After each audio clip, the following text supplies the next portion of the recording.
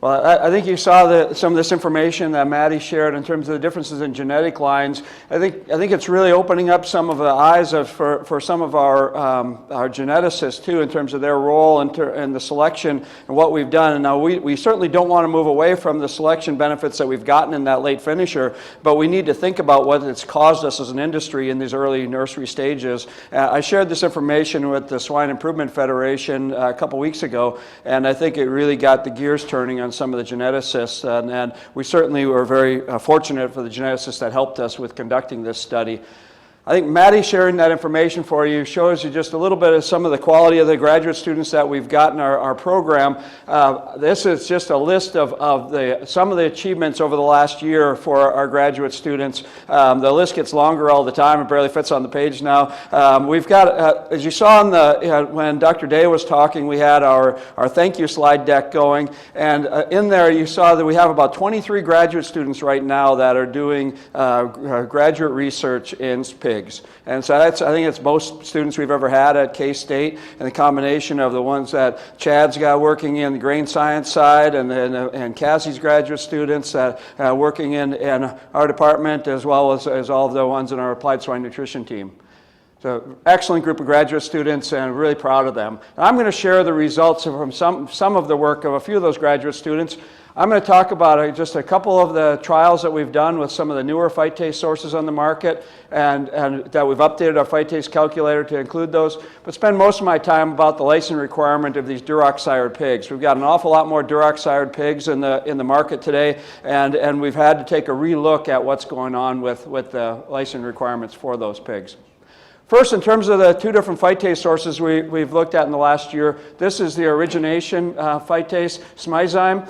The way that we do these experiments is fairly straightforward. Is we have our inorganic phosphorus source that we know we have a deficient diet. We then add the inorganic phosphorus, and we get a very nice response in bone ash. And then we add the phytase to that low inorganic phosphorus diet, and you should expect to get an increase like seen here in bone ash up until the phytase can't release any more phosphorus from that diet to meet those requirements. And so here, just showing the fibula bone ash. One of the things we've started doing with all these trials is doing more and more bones. The graduate students say, yeah, we're not doing more trials maybe than we did the year before, but we're adding a lot more things to every trial, it seems like. And so instead of just doing one bone, they end up doing 3 or 4 bones from every pig on these experiments.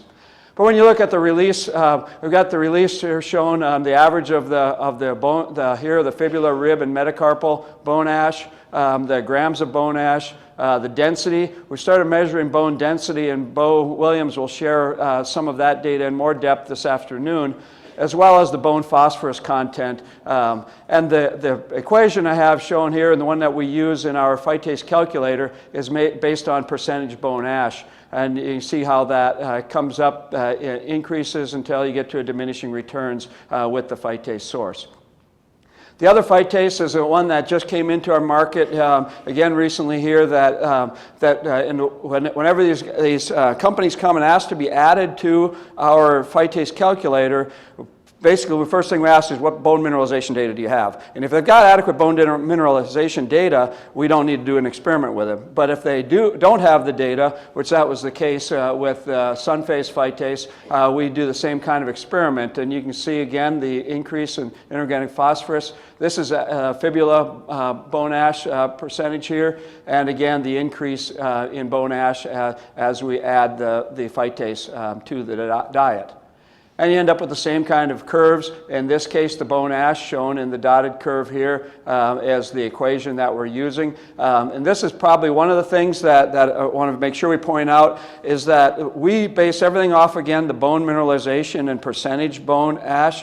And that really is a very conservative way to look at the phytase, much more conservative than what a lot of people choose to use. If you use the growth responses on feed efficiency or gain, you almost always have a higher release than you get when you're looking at the percent bone ash release.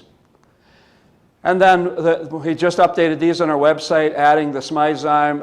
Smizyme was already there, but we updated the curve based on the new data, and then the Sunphase, the new phytase source, adding to that. And so with this, you can pick your level of digestible phosphorus release that you would like to use, and you can figure out which phytase source and inclusion rate that you want to use with that calculator.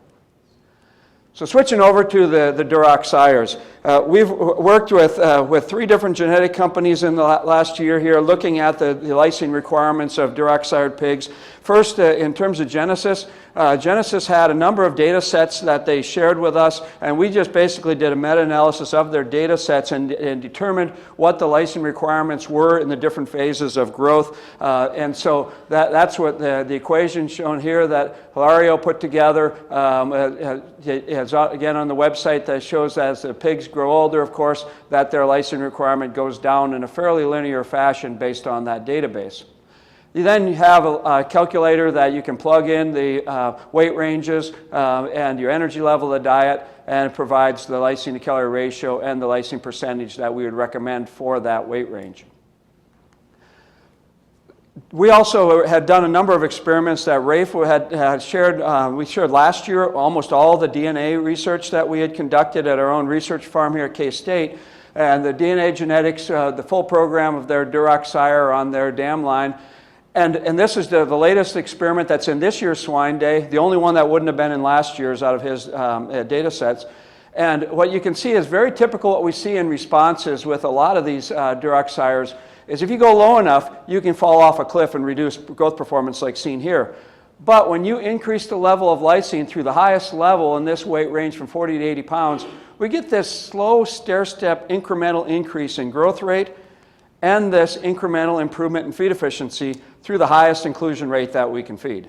And we've had this in almost every experiment that we've done with these newer Duroc genetics.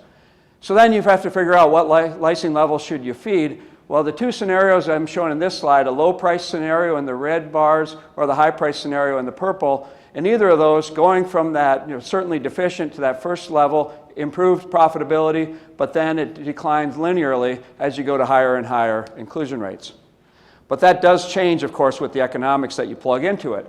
And so this is I tried to get as current as possible with prices. The current prices of putting in the calculator that Rafe has based on all of his research put up on the website. And so I'd encourage you if you, especially of the DNA genetics, if you have those in your operation, to take a look at this calculator because it's really fairly dynamic in how it influences the lysine requirements. So you plug in those prices, and it'll give you the maximum growth potential. Well, that one doesn't change with price. That's the curve that'll give you the maximum growth no matter what it costs you. But the income over feed cost one does change and is fluid based on whatever price changes you make up at the top. And in this scenario today, I was a little surprised when we put this together early this week, is that it's driven, the income over feed cost has gotten relatively close to the maximum growth performance in terms of the lysine levels we should feed, because the soybean meal prices come down. And the synthetic amino acid prices have come down fairly dramatically in the last few weeks, okay? Especially the soybean meal price. If you move that soybean meal price up 10% to where it was a few weeks ago, and you move synthetic amino acid prices up a little bit, it drops that income over feed cost equation quite a bit, especially early in the growth phase. You get out in the late finisher, all of our trials, no matter what the genetic line is, it keeps telling us that you do not want to be under their requirement in late finisher because feed efficiency goes to heck so fast that you can't afford to pay for it. Okay?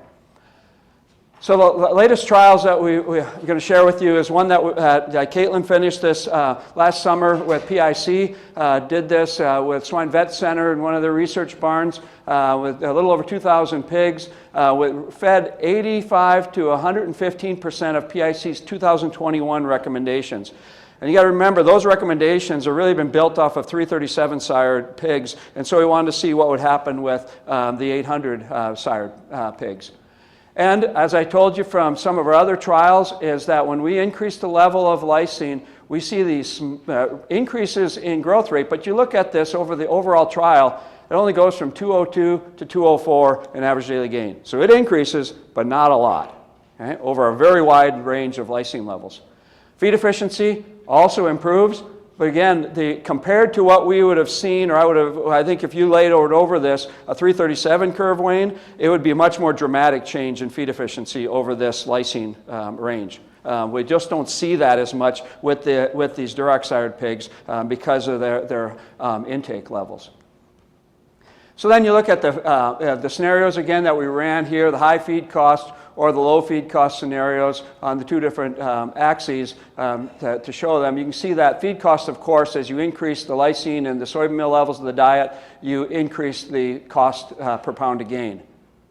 And you look at the income over feed cost. Income over feed cost, again, with these scenarios that we had plugged in at the time of the study, it drove it down linearly as we increased the lysine level.